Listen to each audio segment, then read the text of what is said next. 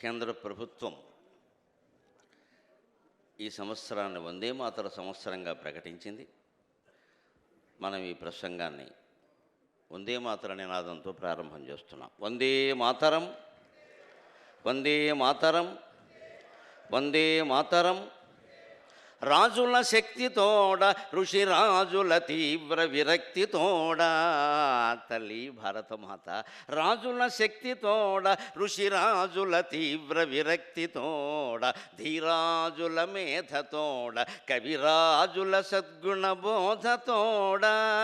రాజుల శక్తితోడ, ఋషిరాజుల తీవ్ర విరక్తితోడ, ధీరాజుల మేధతోడ, కవిరాజుల సద్గుణ బోధతోడ, ద్యోరాజుగ వెల్గుని భరతరాజ్యము, ద్యోరాజుగ వెల్గుని భరతరాజ్యము, భావితరమ్మునందునన్ రాజిలునట్లుగా, రాజిలునట్లుగా యువతరం ఒక దీక్షను బునగావలెన్.